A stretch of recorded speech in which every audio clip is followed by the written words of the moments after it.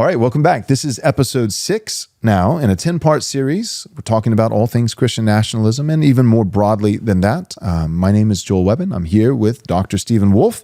And today's episode, which I really am excited about, I think it'll be a doozy, is focusing on Christian culture or cultural Christianity. And I thought maybe right out of the gate, I'm a Baptist, Stephen is Presbyterian.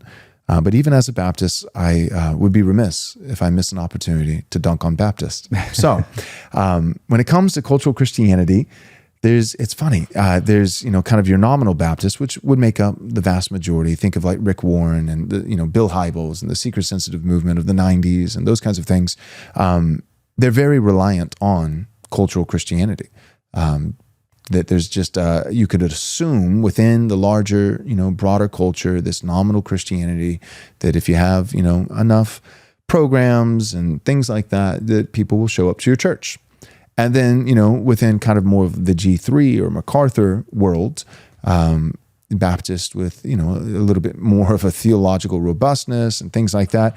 It's funny that within that crew, Reformed Baptist, of which I'm technically a part of, it's funny that I was, we were talking offline, there's this weird dichotomy where on the one hand, the Reformed Baptist's greatest fear is sacralism or, being persecuted, not by the left, not by atheists or communists, but being persecuted by Anglicans or Presbyterians or Episcopal, by fellow brothers in Christ, that their greatest fear is that Christians would actually be victorious and win, and that you would have a Christian state, and even though Baptists outnumber the Presbyterians 10-1, somehow the Baptists have such a loser mentality that they think that even with a 10-1, advantage, the Presbyterians, if we became a Christian nation, would somehow still be in charge, and that the Baptists would be drowned. So on the one hand, the weird dichotomy is... Well, they're right about the in charge part, but not the drown part. Maybe not outnumbering, but the Presbyterians would still be in charge. That's probably fair. So on one hand, there's the Baptist, Reformed Baptist greatest fear is persecution from Christians. And on the other hand, it's also like their greatest fantasy. It's like secretly in their heart of hearts, they're like, if only, I could be one day, thrown into a tiny hole by fellow believers, because if I could only be John Bunyan, one day, because I was unlicensed to preach, and I'll write books, for 12 years in my jail cell. And so it's weird. So it's the greatest fear and the greatest fantasy simultaneously. And that would be for the more, robust, theologically robust, Reformed Baptists. And then, 85-90% of Baptists in America today, your Rick Warren, purpose-driven life, nominal Baptists, actually rely on Christian culture, cultural Christianity, so that they can just assume a nominal Christianity within the larger populace that will drive people to show up and sit in their pews. And so anyways, all that being said, from the Baptist side of the aisle, I hear virtually exclusively negative remarks when it comes to cultural Christianity.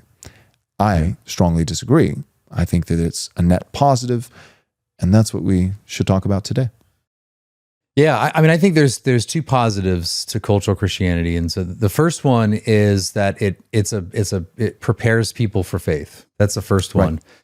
When you're if you're in a non-Christian environment, or let's say it's an atheistic or type of practical atheistic environment, or it's one that's just straight up non-Christian, you have to, when you do apologetics and you try to, you preach the gospel or you do evangelism, you have to get to a lot. You have to prove the existence of God. Right. And there's a lot, in other words, that they have to come to accept. Whatever your apologetic method is, they have to get to a lot. Whereas if you're in a cultural Christian environment, which I basically live in in North Carolina, they all believe in God. Most people believe in most of the propositions of faith. So they would agree that Christ is Lord. They would agree with the gospel as they understand it. They would have some rudimentary understanding of it. They'd be churched in some way. Maybe their grandparents read them the Bible, or they have the Bible from their grandparents or parents. And so there's already that basic standard or basic set of propositions that they're either affirm or they're open to affirming. Right. And so from there, you then say, well, you claim to be a Christian, well, you should go to church. Or if you affirm these propositions, but you should actually affirm them by faith. Like you should actually, because as Protestants, we believe that it's not enough just to affirm the propositions that you're saved by faith. It's that you actually have to have exercise faith in the person and work of Jesus Christ. So they already have the first step, and now you call them in a way to faithfulness. If they were baptized as a child or because they walked down the aisle when they were 12 or 15, it's like, hey, you're baptized. Now I'm calling you to faith, to honor your baptism. That might be more Presbyterian understanding of baptism. But anyway, and nevertheless, you could say that, hey, you made this confession, now honor that confession, right. Believe in Jesus by faith. So that's already there. You can't say remember. Okay. Because it's hard to remember. Honor or remember, yeah. You can't say remember so I think if you were 3 months old when it happened. Right, exactly. Yeah, sure. So that's the first one. So it creates environment when people are already prepared for faith. And we do this, Baptists in particular, but everyone does this. They prepare their children, right? Whether it's for true faith or they're maturing them in a very young faith. You're preparing them for the fullness of faith in your family life. Right. And so my argument is that we do it in the family. Why can't the nation do that as well? So that's one side. The other side is it just makes it's better for them. It's better for even nominal Christians tend to live better when they are in a Christian environment, when it's normal to believe these things. They're going to adopt, not perfectly, but they're going to adopt the general norm, the moral norms of Christianity, and that's going to be reflected in society. So it's loving to them. It's also loving to their children. I mentioned in a previous episode that you can have a father, in the Dutch Protestant tradition is reading your Bible. So I think they'd have a little space that they'd put their Bible next to the table or under the table or something like that. And they would have that tradition where you read the Bible. Now, the father might just be doing it out of a cultural norm. He may not actually believe, but that act of doing that, reading the word to your children and to your wife, that's in a way preaching the gospel through a nominal Christianity. So there are those goods that come along with cultural Christianity that we shouldn't just dismiss. I mean, do you want to live? We'll get to like hypocrisy and other thing in a minute, but wouldn't it be better? Wouldn't you have a better, more just society where you can appeal to these norms, even as Christians? You can say, this is wrong because this is what the Word of God says. Yeah. And even if they don't fully grasp Christ by faith, that still has an appeal to them. It's a way to correct and to have a type of social discipline that is good for everyone. Well, you'd have a more virtuous and moral culture. You'd have a more just state and laws. So it's a net positive in that regard outside of the realm of the church. So to steelman the guys who are not fans of cultural Christianity, who tend to be Reformed Baptist types, to steelman, I disagree with them, but to steelman their argument, this is, I think, what they would say. They would say, well, yeah, generally there would be, a general improvement in terms of judicial, like laws, customs, and there would also be a general improvement in terms of culture. It'd be less degenerate. Hollywood wouldn't be pumping out quite as terrible things, and so they would say culturally and politically, there would be a general improvement, net positive. Their concern, if I can be fair to their arguments, would be it'd be better for politics and culture, worse for the church. And the line of logic goes something like this. They would say, with a cultural Christianity across the board is going to equate to nominal Christianity, a rise in nominal Christianity. Nominal Christianity, as it impacts the church, is going to be theological nominalism, means nominal seminaries, training what will become nominal pastors with nominal doctrine, nominal preaching, to go to nominal churches, and the whole result of it, right? So net positive in the culture and in politics, but in the church, the final result will be basically false assurance. That's the Baptist concern, it'll be false assurance. It'll be a bunch of people with their consciences being assuaged wrongly and being coaxed into thinking that they possess a salvation that objectively they don't.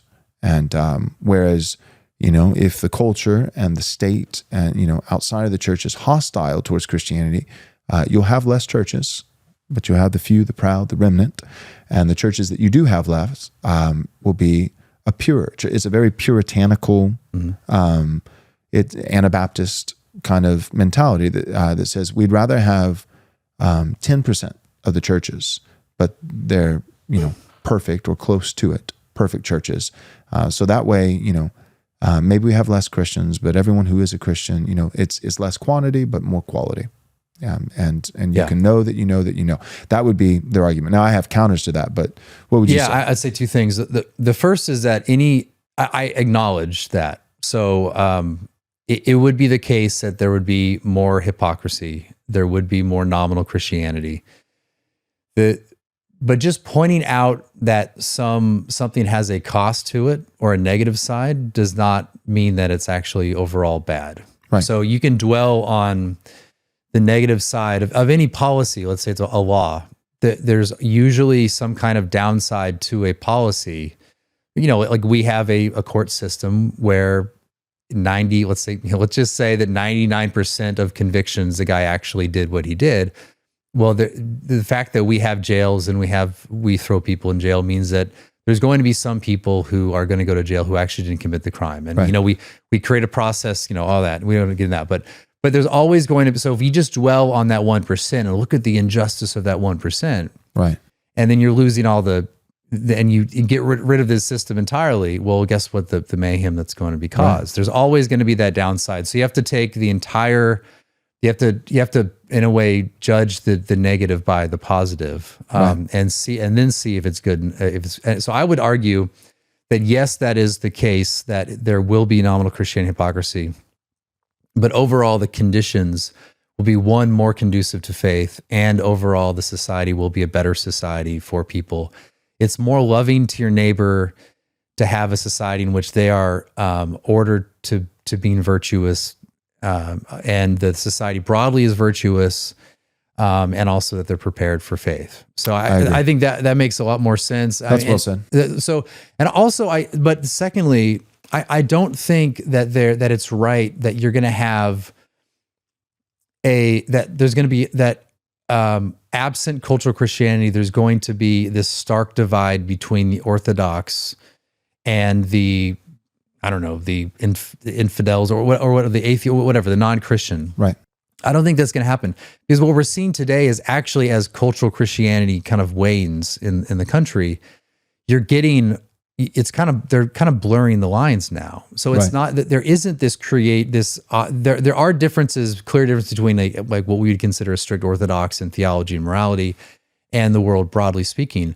But what you're seeing though are a lot of churches kind of moving to the left in order to appeal to these people. Right. So then the lines still become, it's still just as blurred. It's just as blurred. There's not a stark contrast. We're actually seeing the opposite. And also that I think this became apparent to the American regime broadly in 2016. In the campaign of 2015, 2016 from the left was very negative towards Christianity and conservative Christians. And just broadly across the board.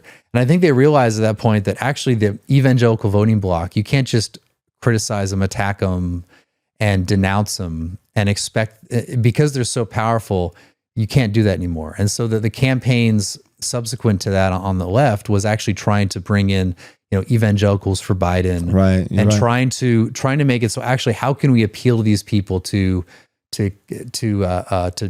break up that voting bloc. Right. And so then you see in the New York Times, the Washington Post, you see these priestesses or these, theologically they're Orthodox, right? Penal substitution and Trinitarian doctrine. Yeah, like David French. They affirm all the doctrines, but they operate from the regime to try to get conservatives to vote for either Democrats or after party or the neocons or whatever. So I just don't think that's actually the case, that there's going to be this stark line. And I mean, this was what Russell Moore, maybe about 10 years ago, was arguing. He said it's actually better that everyone around us is just atheist and hostile, so that we know who's Christian, who's not. But as hostility has increased, we've actually seen the lines blurred even more. So there is that stark contrast. It's just not going to happen. The regime is all like, if there is a power, because Christians are a powerful voting bloc, the regime has to, instead of just denouncing, they have to try to break that apart and make some of those people go to their side. Right. And that's going to be, like I said, that's going to be having this sort of rhetoric where you maintain the orthodoxy in terms of strict, like, theological Trinity, doctrine, while politically moving people to the left. Right. The only other thing I was going to say, so I agree with you. I think, I just think it's a false notion that a Christian culture necessitates or is going to guarantee nominal Christian doctrine that leads towards nominal Christian preaching, which leads towards false conversions, false assurance, and a bunch of people end up going to hell. So I reject that. And the simplest, most concise way that I could say it is this: nominal Christianity is not the fault, or it doesn't track back to the faithfulness of the state. It tracks back to the failure of the church. A faithful state, so like a faithful Christian prince, does not necessitate a faithless Christian churchman. Like if you have a Constantine by virtue of being Constantine doesn't necessitate that all the ministers have to suck. If the ministers suck, that's on them. But that's, like, to me, that's the biggest disconnect. Is, as I thought about the argument of, like, well, cultural Christianity will, because it was basically a statement being made without ever having really been proved. So, like, it just was assumed that cultural Christianity means nominal Christianity. But when we talk about cultural Christianity, we're talking about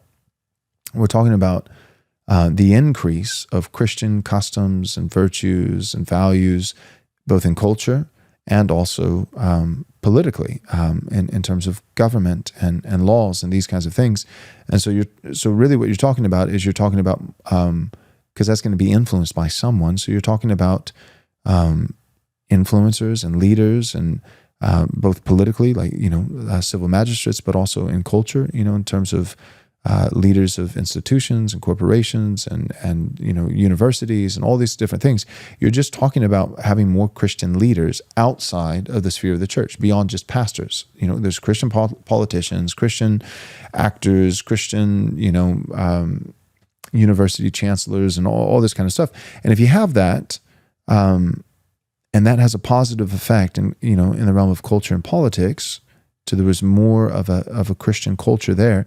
None of that necessitates a decline in the sphere of the church. The church doesn't have to become less Christian because the nation has become more Christian. You'd have to prove that, and bear that out. Why that's a guarantee, and I don't think anybody really has.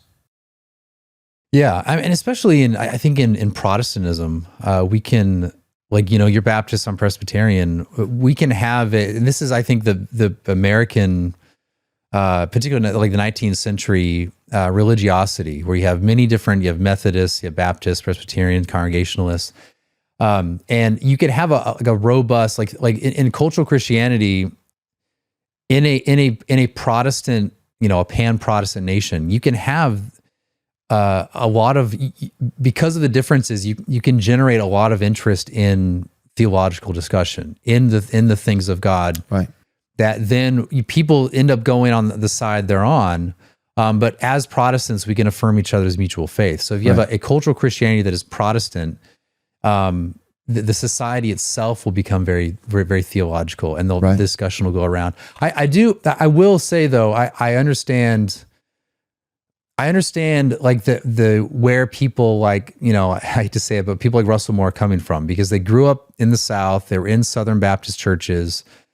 In the South, there are, as someone who is kind of an outsider who's moved in, there are ways in which religion is abused in South. I mean, this is true everywhere, but as something that's very clear, because Christianity is so kind of fundamental to the Southern culture.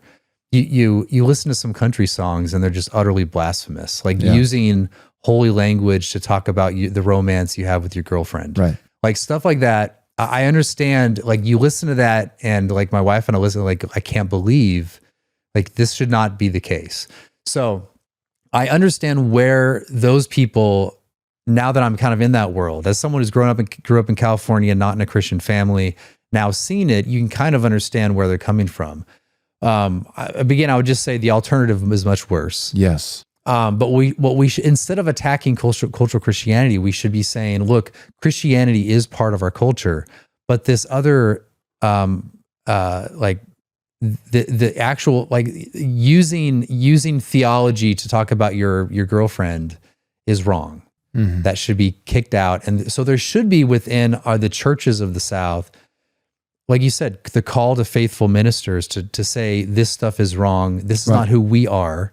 And use language of we, like use language of this is our culture. It is Christian, but we have to be faithful. So call people to faithfulness, call them to attend churches, call the churchmen to denounce these things that are in the culture without going the realm of, oh, this is all cultural Christianity. We need to get rid of it. It's better if all our neighbors are atheists so we know where they're at. Yeah. So in other words, like you acknowledge the negatives without throwing everything out, right? Well, it's the same as like you think of like welfare and things like that. And, the argument is like, well, if we have these policies, then it's going to take the pressure, off of heads of households within, the sphere of the family to provide, to protect, because Uncle Sam becomes Daddy Sam, and so then men will abdicate leadership and provision and those. And I get that. And I actually, for the most part, agree with that. I don't think we should have welfare, regardless of whether or not it gives incentive for people to abdicate. I don't think we should do it, period. That's my view. However, that said, it doesn't necessitate that. Like you could theoretically, you could have welfare and men could still just say, yeah, but that's my job and I'm not going to rely on the state because that's gay. Like that's effeminate. That's not masculine. Right. It's embarrassing. It's humiliating. I actually, did we not teach the boys shame? Like I, growing up was taught shame. It would be an embarrassment for me. Even if it was there and I knew, okay, my children won't starve and we'll be fine. Sure, we'll be fine, but I'll be embarrassed. Yeah. So that that would be enough. And I think, to use that and equate that as, an illustration, shifting it over to, instead of the state providing welfare and then that being, an excuse for in the household for fathers to abdicate their responsibilities with provision. It's the same thing with the state providing a Christian direction that orients, the populace towards heavenly good, creating the excuse for ministers in the house of God to abdicate their responsibilities. Like doesn't necessitate that. Ministers could just say, yeah, you know what? So the state, for the first time in a while, is doing a pretty good job, and even in a spiritual aspect. And that's wonderful. And those ministers could look at that and they could say, and so, I'm actually going to ratchet my work week down to 30 hours a week instead of 40 hours a week. And I'm going to study a little less for my sermons and do a little bit less counseling. You could do that. Or you could, aren't you going to be a man? You could just be a man, and whether it's provision as a man, as a father in the household, or whether it's spiritual provision as a man of God, a minister in the church. But the state doing something well doesn't mean the household has to do it poorly. The state doing something well doesn't mean that the church has to do it poorly.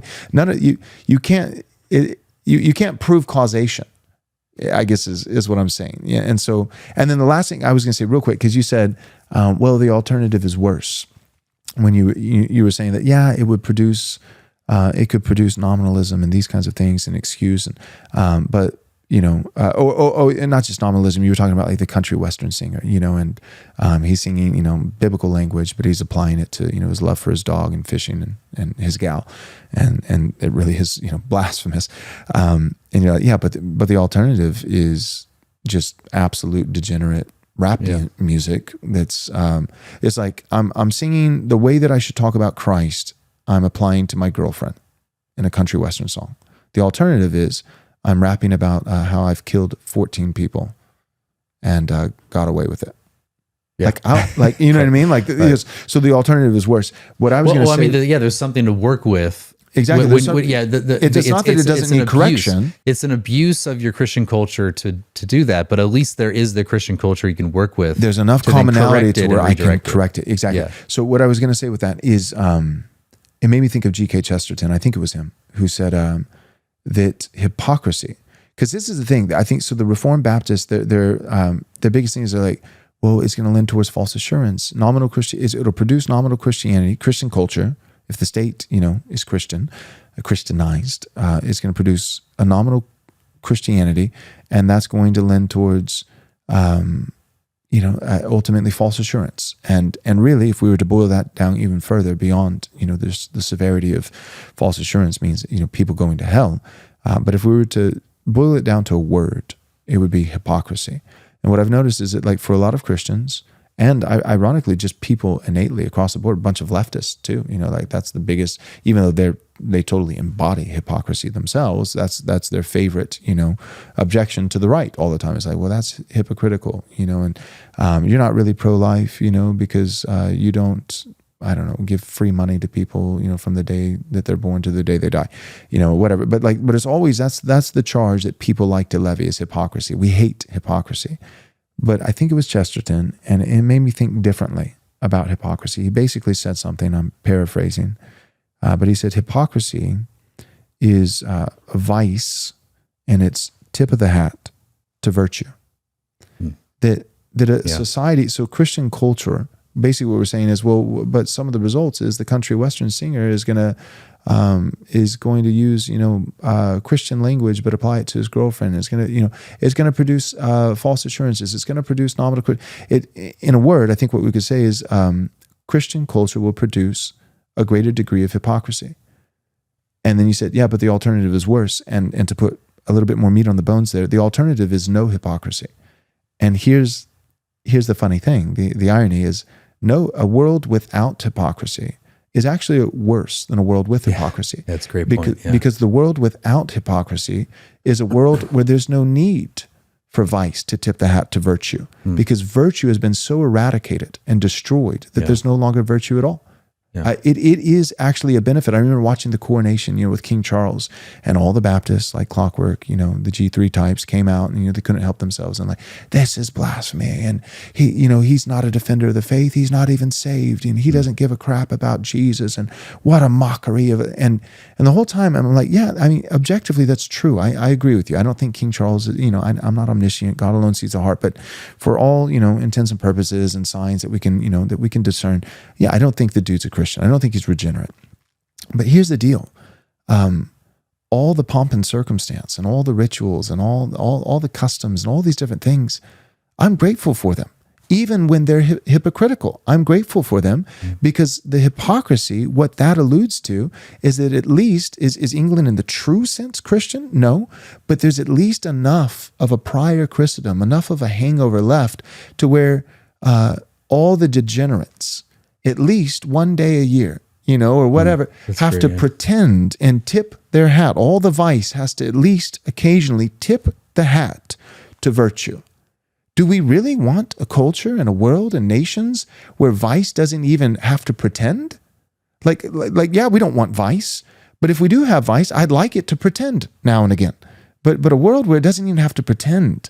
Right. Well, yeah, you want the vice to be inward. There's an old Oscar Wilde quip where he says something like, "Only the superficial fail to judge by appearances," or something like that. Right. So basically saying that, he's saying that outward appearances and your conformity to good moral norms is actually, even if inside you don't actually believe it, actually supports. Outwardly, supports the good. It's a good thing. We have this in Scripture. The Apostle Paul says, well, whether it's for good motives, true motives, or false, it's still a net positive that the gospel is being preached. Well, it's just like manners. So if you might really want to punch a guy in the nose, but you restrain yourself. Like deep inside, that's what you want to do. You'd be very satisfied. But there's outward decorum that prevents you from doing that. And we would, even though that would be a type of hypocrisy. I mean, really, that's what civil law does. Like when they say, murdering, you'll get punished for murder. And that restrains. You might really want to, that restraint. You might really in your heart want to murder some guy, But the fear of punishment prevents you from doing that. And that is a good form thing. of hypocrisy, but it's good because outwardly it creates the conditions in which that's suppressed. And I think we tend to have this, I don't know if this is a modern thing, but we tend to have this like stark divide between outward and inward. I mean, there is a classic distinction in Protestant thought, so I don't deny that, but it also is a case that the outwardness of something can affect the inward. So we're quick to say that the motives, that the heart will shape behaviors. Right. Hands and feet will be shaped by the heart. But there is a truth in saying that the hands and feet over time will also shape the heart. That if I practice certain disciplines, even if my heart's not in it, and I do them consistently enough and long enough, it's not just that desire fuels actions. Consistent actions over time can shape desire.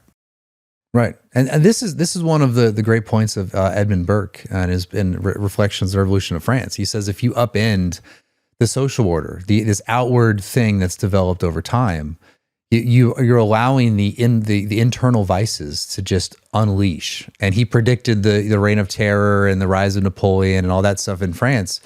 But it's absolutely the case. Like, the outward decorum comes to normalize in our hearts what is right and what's wrong. And that's why it's very important. So if outward decorum is degenerate, then it's going to shape the heart for degeneracy. But if its outward decorum is actually good, yes, it creates hypocrisy, but also trains the heart in what's good as well. It's like it's what Ed Burke said. I don't know the exact quote. He says something like prejudice. Like you can have outward like laws that say do this, don't do that, but it's the prejudice, meaning that it's the felt rightness of some action. That's what leads you to own that as something that feels right. Like your heart is shaped as in what looks right, what you ought to do in this situation, even when you have desires to do the opposite. Right. There is a type of social. It's what Emil Durkheim, an old sociologist, called it like there's social facts. There's these things that govern a society broadly. That are not laws in the explicit sense, but somehow we all own them as proper. The idea of proper greetings of one another, opening the door for people, and Canadians do this a lot too. But if you bump into someone, you say I'm sorry or apologize, even if it's their fault. Like it's a weird thing how we, if you're just standing there and a guy bumps you, you might say, "Oh, I'm sorry." Right. It's not your fault. But why do you do that? Because it's a social custom that allows people to get on their day. It's acknowledging that there was this thing that happened, and then it resolves the issue and you move on. Right. So that there's these things that we do that make our society function well for the good. So we can live at peace and we are able to love one another as a community. Right. And cultural Christianity is just that. I mean, right now this airs after Christmas, but you walk around and you see you see trees and you see lights and you see all this stuff. I've got two even trees though there's nothing like obviously in my house. yeah, two trees. Yeah, we just got ours last week. I was talking about all of it. It's like, imagine if someone showed up and they say you cut off a tree and you put it in your house and you put lights around it. It's like, what in the world are you doing? What is this? If they had no concept of the tradition, because then they're like, how is this Christian and all that? But because Martin Luther did it, that's why. Yeah, but it feels so normal to us, even though when you step outside of your world, right, and you look into it from like that perspective, you're like, this is bizarre.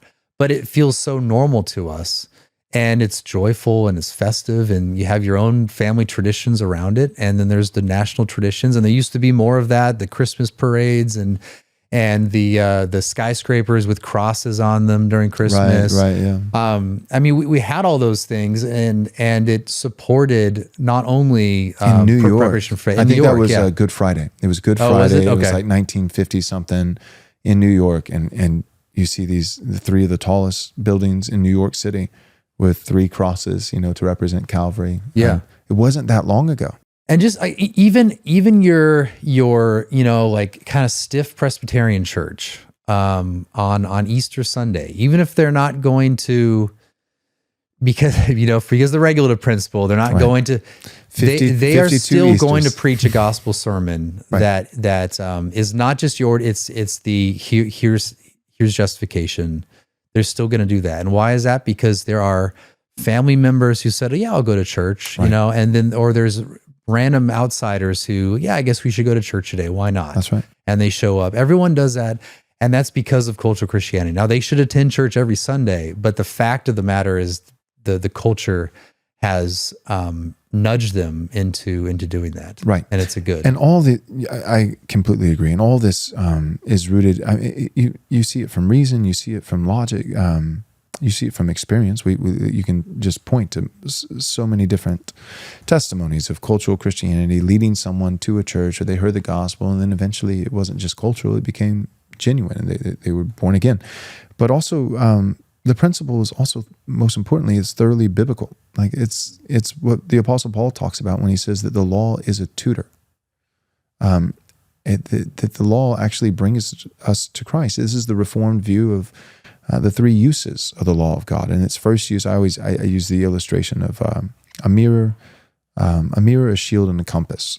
So it's like the law reveals to us the holiness of God, and by way of consequence, it shows us our own lack of holiness, our sinfulness, and the immense chasm. And it doesn't save us, but it shows us, it drives us to Christ, shows us our need for Christ. Spurgeon, he said, a man cannot appreciate the beauty of Christ unless he first come to see the necessity for Christ. And so the law of God in its first use reveals that God is holy, by proxy that we are sinners and that we need a Savior, and that we can't save ourselves. In the second use, it doesn't, again, change the heart. It doesn't save. But the law of God, even for the unregenerate and even for the reprobate, those who never end up being saved, the law of God does at the outward level, in terms of the behaviors, it restrains outward manifestations of evil. And that's good for them, actually. It's actually even good for them. Because Jesus even talks about, in hell, we could argue that there's a hierarchy of sorts, a light beating versus a severe beating. If God let the wicked do, they have the heart of wickedness, but if he let them act upon it in every single way, not just total depravity, but utter depravity, then I believe that eternally their punishment would, as bad as it'll be, it would be even more severe. So there's a sense of which it's merciful even to them, but then it's certainly merciful to everybody else, restraining their outward deeds of wickedness, so that for the sake of the wheat, that the tares aren't able to utterly destroy, the wheat for the righteous. And then, so a shield, it restrains outwardly manifestations of sin. And then last, for the righteous, David says, thy law is a light unto my path. It's a lamp unto my feet, a light unto my path. So the law of God, it doesn't show us the way to salvation necessarily, but it does show us the way from salvation. Upon being saved, the law of God shows me, because the immediate reaction for the person with a regenerate heart who's been born again by grace alone is, man, 1 John 4:19, we love because he first loved us. God, you love me like that freely. While I was yet a sinner, Christ died for me. You love me like that. Well, man, I love you back. We love because you first loved us. And because I love you back, I want to demonstrate my love. I want to show you my love. How can I do that? If you love me, obey my commands. And then the law of God, it's not a path to salvation, a way of earning God's love, but it is a path from salvation, showing us how to reciprocate the love of God that we freely received, out of not trying to earn salvation, but as a response of gratitude for the free salvation we already have in Christ. And so the law is a guide, it's a compass. It shows us how to live, not how to live to be saved, but how to live in light of having been freely saved by grace. And so all that being said, that second use of restraining a shield, and that first use of revealing sin, and all these different things, the law doesn't save, but it is a tutor. It doesn't. The law doesn't save, but it shapes, and it guides, and it restrains, and it reveals. And so my point is that in a just society with just laws, it's a more conducive backdrop for the brilliance of the gospel to shine more clearly.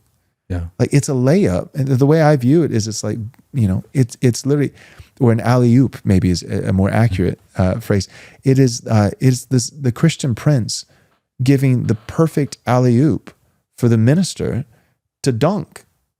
Yeah. So, you know what I mean? Yeah. I mean, that's It's great. Why would ministers be against that? Yeah, it's conditions conducive to conversion. Yes. Such as time and Klein's fame. He adds coercive in there, but in this case, so I mean, you're talking about laws, but the customs and like cultural Christianity are just social norms. They're I guess you could say they're a type of law. They're maybe like the same genus of law. That they're not explicit, but they are something that are the heart owns. So, like an example that's not cultural Christianity would be like throwing trash out of your car. Right. So, if you have a McDonald's wrapper in your lap and you throw that out of your car, to me that the act of doing that would feel utterly horrifying for me. Like I would have to be at gunpoint to do that. Because there's something about it, just I guess from a young age, like I cannot, like, I don't care if I look around, there's no cops, no one's going to see me do it. I don't care if it's like in the middle of the desert and no one's ever going to see the wrapper. Right. It's going to burn or whatever. It's just going to fly away. It would feel horrifying to me because my heart has owned the fact that is wrong. So that this is where law can support that. It can supplement that. But ultimately for a society to be virtuous, the heart has to own these things. Right. And so from a young age, this is why, this is what discipleship does. This is why I think in part what a church is doing when they disciple is not just discipling for eternal life. They're also discipling such that in their social world, in their life in society, and society broadly will conduce to these norms, that the heart will own the fact that actually it's right to go to church. Amen. That actually it's right to do family worship. It's right to do these things in your home and with your friends. So that's the other thing. The other thing I wanted to sing, like the criticism is also syncretism, which that word is usually abused, but there is some of that I think we should acknowledge and recognize and condemn, and that is like you have like these July 4th. Like church celebrations where there's flags all over the place and there's light shows and there's singing, like blending the lines between being patriotic versus Christian. Yeah. So I think I disagree with, like, some people say, well, you go to church and it's like this heavenly thing with all the saints from all, but that, you pray for, your president and you pray for your leaders. So there is a way in which you in church are still in the context of your nation. So you still should give thanks for your nation, give thanks and pray for your particular leaders. Right. So, but there is something where when you start, I disagree with having a flag, American flag, in the sanctuary, visible in the sanctuary. You can have it in the back. You could have it out in front of the church. I've always kind of held that view. I think it should be pulpit, table, font, and that's basically it. Maybe some plants. For the record, though, I'm also against having every other nation's flag in your sanctuary because of the missionaries that you support. Yeah, you don't do that either. Yeah. No, that's not. Yeah. So there shouldn't be. You shouldn't have like this conflation of as if America is the sole chosen nation, and some of that stuff is like not actually what people are up to. So I don't want to sound like Russell Moore, but there is that. So with anything, like I said, there's always a way something good can be abused. Right. And so there shouldn't be this, when you're worshiping God, you give thanks for the blessings of nationhood, right, without, in a way, worshiping the nation in a worship service. Now, how to do that well, I don't think is that hard to figure out. But it is something that within cultural Christianity, we have to kind of watch out for. That's true. Yeah. Yep. Well said. So cultural Christianity, in a nutshell, good. Yeah. We're for it. It's good. Yeah. We support it. All right. Well, thank you guys for tuning in. And our next episode, can you tease it? What's going to be the theme? I think next is going to be about law. So we touched upon it a little bit, but yeah, let's talk about law and cool what that does. All right. Thanks for tuning in.